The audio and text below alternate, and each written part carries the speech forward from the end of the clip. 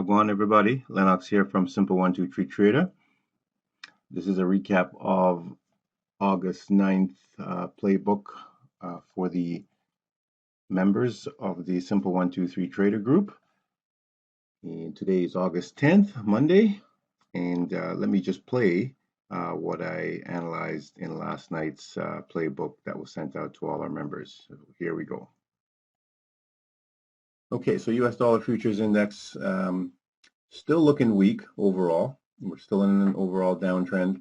So we got to, again, we're just looking primarily for tops to continue the trend to the downside on the 4-hour time frame.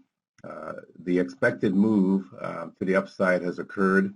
Are we done at this point? It's totally possible. But we could also have one more push back up to this level. So what I'm kind of seeing overall is that maybe we might be in this kind of a channel, and we could be going up and down in it for some time. Okay. And at this point here, where I am now, we could then fall through to the downside. Okay, that's a total possibility. Of course, this could also go higher before we come back down again, but two scenarios possible. Okay. The third scenario would be that we just fall through right here and go down from here. That's totally possible as well. So we'll see which one of these plays out. This is on the 4-hour time frame. All right. So looking at what's setting up for the session for London. Okay. Again, what I'm seeing here is 1, 2, 3 bottom. So the expectation then would be for us to be moving to the upside, either back to this resistance or to this resistance area. We could, of course, fall down to this level here before we do. Okay, so a little bit of weakness in the short term, but then some strength more than likely after that to the upside. So this is what I'm seeing for the US dollar setting up tonight. So let's. Okay.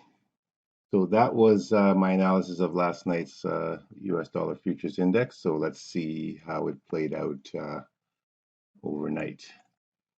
Okay, so looking at the daily time frame, you can see we're right at that support area. We have a green bar right there. So looks like we did go up indeed. Let's drop to the 4-hour and take a look at it. Okay, so on the 4-hour time frame, yes, we did push up very close to the first resistance area. So let's go down to the hourly time frame and take a look at what happened.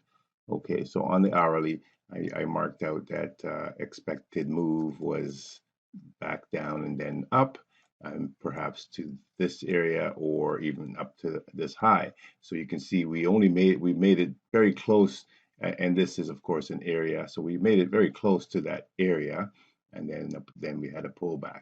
So there were opportunities, and albeit very small window of opportunity to play this little move here, and maybe if you were brave enough to play this move as well, coming back down. But in the short term, last night there was an opportunity to go to the upside on some of the major pairs. So, for example, Aussie US dollar on the 1-hour time frame. We'll take a look at Aussie US dollar. So that move on Aussie US dollar was just this move right here. So very small, not many pips really there to take advantage of, I would say. Okay, for Euro US dollar, that would be similar. Okay, so Euro US dollar, again, there's the move to the downside right there. That was that move. So again, maybe not a huge amount of pips there to play, unless you were really scalping on the lower time frame. Okay, same thing would hold for GBP US dollar.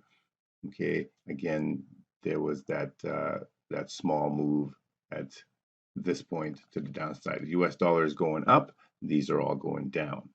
Okay, now for the US dollar CAD, for instance, that would be the opposite. So the play would have been to the upside at this point last night. And then for USD Japanese yen, for instance, a similar move also to the upside. Okay, so those were, again, very small moves. I'm not sure if anyone would take advantage of that unless, again, you were scalping on the lower time frame, pick up maybe 20, 30 pips at most in there. All right, so that's a look at what went out to our members last night. We're looking more for a bigger move, and we'll see how that plays out today.